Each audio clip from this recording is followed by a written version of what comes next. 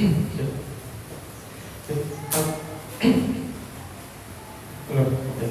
Assalamualaikum warahmatullahi wabarakatuh.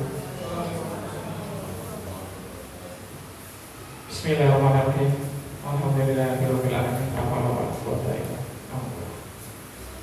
Yang saya hormati Bapak Kepala Sekolah SMP Negeri 1 Apel Padi, Bapak Satu Miliarto SPDSI, yang mana juga selaku mentor dari orientasi P3K tim 16 SMP Negeri 1 Apel Padi, gelombang apa itu? Itulah.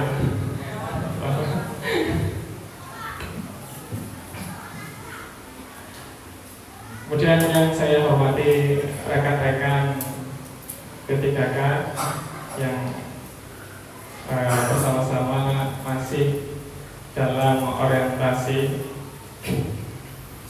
Puji syukur kepada Allah Subhanahu wa Ta'ala yang mana telah melimpahkan rahmat serta hidayahnya kepada kita semua, sehingga kita diberikan nikmat sehat, nikmat sempat, sehingga kita masih sehingga kita bisa melaksanakan kegiatan yaitu seminar laporan hasil orientasi P3K.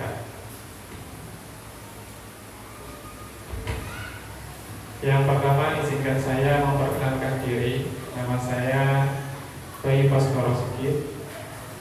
Saya di sini mengajar seni budaya.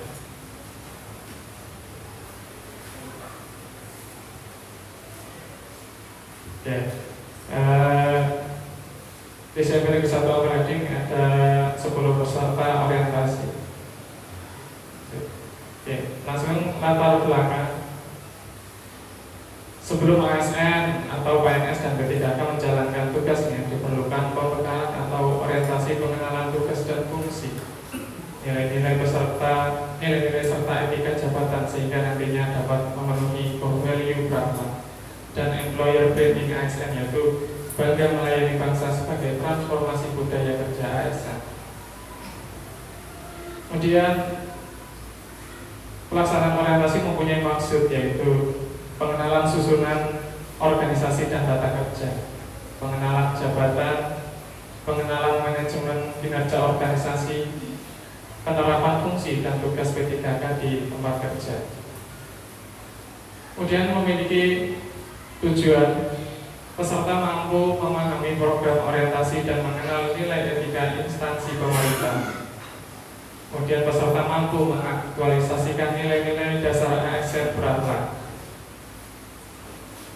Ini perilaku kerja P3K berdasarkan core value ASN berakhlak, yang mana sebuah singkatan dari orientasi pelayanan, akuntabel, kompeten, harmonis, loyal, adaptif, dan kolaboratif. Serta visi misi SMP Negeri 1 Apel Padi, yaitu unggul dalam mutu, santun dalam perilaku, kreatif dalam karya, berdasarkan iman dan takwa.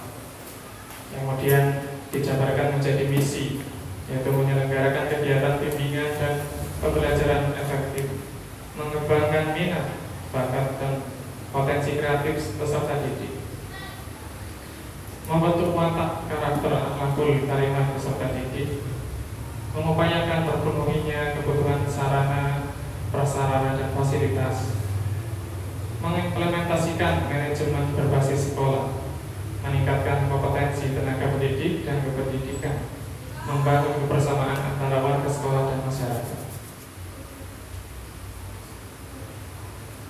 Kemudian yang pertama yang saya sampaikan adalah RHK yang pertama, itu terlaksananya pembelajaran melalui perencanaan dan perangkat penilaian atau ASN yang mengacu pada kurikulum operasional pendidikan yang disingkat KOSP. Tahapan kegiatannya yaitu menyusun modul ajar oleh guru, kemudian implementasi pembelajaran, kemudian evaluasi pembelajaran. Outputnya yaitu saya menyusun RPP sesuai dengan panduan KOSP atau perangkat pembelajaran secara lengkap. Kemudian Pembelajaran di kelas terfokus pada pendekatan yang berpusat pada siswa dengan integrasi berbagai mata pelajaran sesuai dengan prinsip KWSP. Aktualisasi nilai-nilai berakhlak yang saya lakukan ada dua, yaitu adaptif, kolaboratif. Saya akan mencari referensi dari berbagai sumber agar bisa diterapkan peserta didik sehingga lebih inovatif. Kita aktualisasi dari adaptif. Kemudian bekerja sama dengan teman sejawat agar memperoleh saran serta keselarasan dalam menyusun modul dan penerapan metode pembelajaran yang efektif. Aktualisasi dari kolaboratif. LHK yang kedua yaitu meningkatnya kompetensi melalui peran sebagai partisipan kegiatan seminar, lokakarya, konferensi, simposium, dan atau studi banding lapangan yang diselenggarakan di bidang pendidikan, peningkatan kemampuan guru dalam mengelola pembelajaran inovatif. Tahapan kegiatannya yaitu untuk meningkatkan efektivitas pengajaran, saya mengikuti seminar, webinar, diklat yang diselenggarakan di bidang pendidikan. Output dari kegiatan tersebut, saya memiliki keterampilan baru dalam strategi pengajaran, lebih adaptif dalam perkembangan teknologi sebagai sarana pembelajaran, kemudian mendapatkan sertifikat kompetensi guru. Nilai-nilai berakhlak yang teraktualisasikan, saya memiliki semangat untuk mempelajari hal-hal baru dan bisa beradaptasi dengan cepat. Aktualisasi dari adaptif. Kemudian saya akan melakukan refleksi di setiap pembelajaran untuk selalu meningkatkan kualitas pembelajaran, yang mana aktualisasi dari akuntabel dan kompeten. LHK yang ketiga yaitu meningkatkan praktik manajemen kelas yang berfokus pada penerapan disiplin positif. Tahapannya yaitu melakukan refleksi dinamika kelas untuk menerapkan kesepakatan kelas, kemudian melakukan penguatan positif terhadap perilaku yang sesuai atau mendukung kesepakatan kelas, dan memfasilitasi peserta didik dalam menyadari konsekuensi dan memperbaiki perilaku melanggarnya. Output kegiatannya yaitu terlaksananya keberhasilan pembinaan kepribadian siswa, terwujudnya budaya positif di lingkungan sekolah. Nilai-nilai berakhlak, saya berkoordinasi dengan orang tua atau wali murid baik secara langsung ataupun tidak langsung untuk membangun kerjasama dan menumbuhkan perhatian orang tua terhadap kegiatan disiplin positif peserta didik sehingga tercapai tujuan yang telah ditetapkan. Itu aktualisasi dari kolaboratif. Kemudian saya selalu menanyakan hal apa yang perlu dikembangkan dengan belajar dari kesalahan untuk memperbaiki kinerja selanjutnya. Aktualisasi dari berorientasi pelayanan.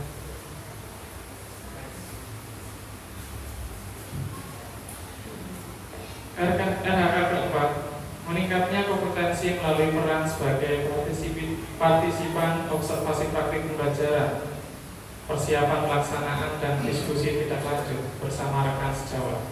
Kegiatan tahapannya yaitu perencanaan program pengembangan kompetensi bersama rekan MGFP sekolah, kemudian melaksanakan kegiatan supervisi, kemudian melakukan diskusi dan refleksi bersama rekan sejawat, kemudian melakukan stakeholder dengan rekan di sekolah lain guna meningkatkan inovasi pembelajaran. Output dari kegiatan tersebut yaitu memiliki keterampilan baru dalam menggunakan teknologi pendidikan dan strategi pengajaran, dan dapat menyusun rancangan pembelajaran yang lebih inovatif dan adaptif. Nilai-nilai berakhlaknya, saya akan selalu menerima masukan dari rekan sejawat dan bekerja sama guna selalu meningkatkan mutu pengajaran yang selaras sesuai visi sekolah. Aktualisasi dari harmonis. Saya selalu melibatkan stakeholder terkait ketika melakukan pembahasan proses pembinaan, sehingga semakin banyak masukan atau saran untuk pengembangan program latihan ke depannya. LHK kelima, meningkatnya kinerja satuan pendidikan melalui pelaksanaan tugas tambahan sebagai pembina ekstrakurikuler seni musik. Tahapan kegiatannya yaitu menyusun program ekstrakurikuler musik, kemudian melaksanakan kegiatan sesuai dengan program yang telah direncanakan atau disusun, kemudian meningkatnya kegiatan ekstrakurikuler musik sesuai target. Output dari kegiatan ekstra tersebut yaitu saya membuat program kerja untuk ekstrakurikuler musik, kemudian diharapkan mengembang tumbuhkan kepekaan estetik siswa-siswi SMP Negeri 1 Ampel Gading yang pada gilirannya dapat mempengaruhi perkembangan kecerdasan nalar selain kecerdasan emosi, sosial, spiritual, bahasa, dan motorik, serta sebagai materi bidang studi seni budaya yang berfokus pada seni musik. Kemudian menumbuhkan eksistensi siswa di bidang seni musik baik dalam lingkup internal SMP Negeri 1 Ampel Gading dan eksternal SMP atau MTS wilayah Kabupaten Pemalang. Nilai berakhlak, saya terus membimbing dan mendampingi peserta didik agar mereka dapat menggali minat bakat dengan penuh rasa tanggung jawab. Aktualisasi dari akuntabel. Saya membimbing peserta didik dalam kegiatan ekstrakurikuler dengan memberikan seluruh kemampuan yang dimiliki agar tercapai hasil yang terbaik. Merupakan aktualisasi dari kompeten. Kemudian kesimpulan, sebagai pendidik mampu memahami program orientasi dan mengenal nilai dan etika instansi pemerintah serta mampu mengaktualisasikan nilai-nilai dasar ASN berakhlak demi tercapainya tujuan pendidikan sesuai dengan visi dan misi SMP Negeri 1 Ampel Gading. Terima kasih.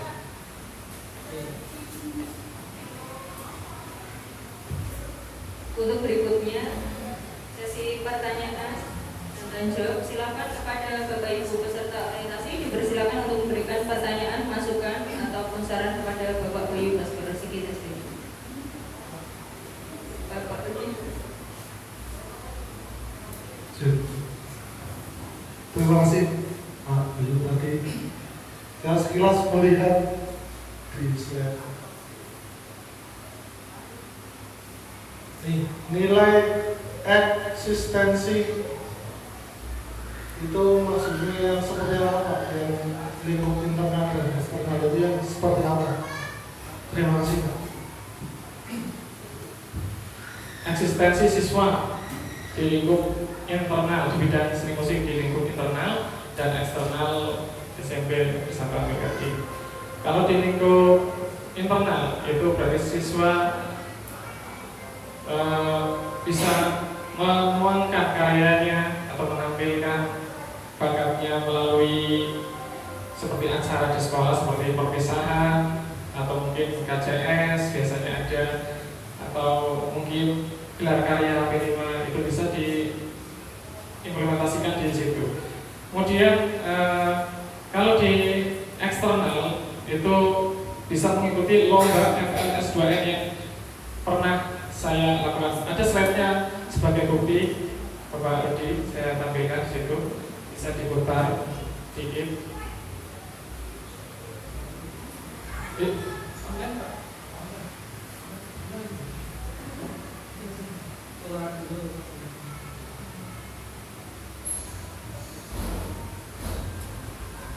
Ya, sambil menjelaskan sendiri kan ya.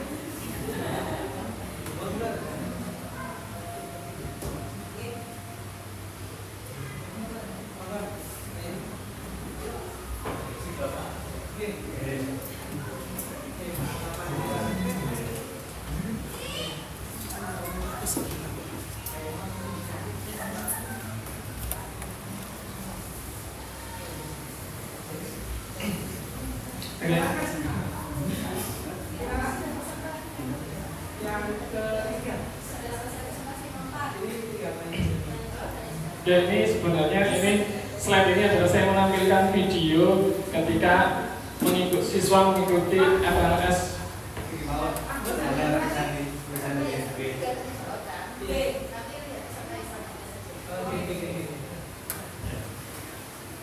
Maaf karena video tidak bisa ditampilkan.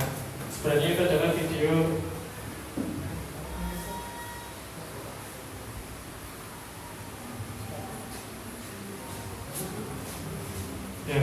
tentang siswa yang mengikuti FLS 2M. Kemudian ada video juga ini apa ya?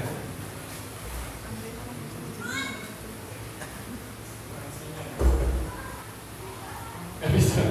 Karena itu video YouTube yang saya ambil itu dari siswa SMP Negeri 1 Pagadi yang mengikuti FLS 2M. Itu berarti implementasi dari tadi eksistensi siswa SMP Negeri 1 Pagadi di eksternal sekolah. Kemudian di internal sekolah juga saya membuat videonya, itu ketika penampilan di perpisahan. Jadi itu Pak Rudi, jadi sudah terjawab ya.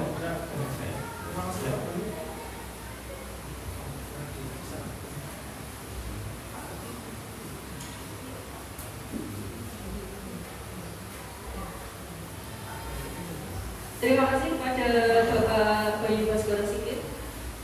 Kemudian untuk berikutnya silakan pada Bapak Sagung Mulyarto SPDSI untuk memberikan masukan. Oke, terima kasih untuk Pak Bayu Baskoro Sikit. Ini program yang menarik dan bagus untuk dilaksanakan.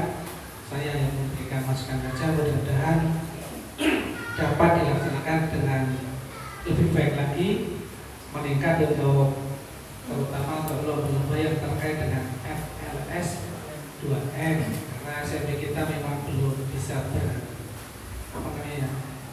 memberikan warna di lomba tersebut. Mudah-mudahan nanti melalui jenengan program itu bisa terlaksana dan SMP kita bisa meningkat prestasinya. Terima kasih.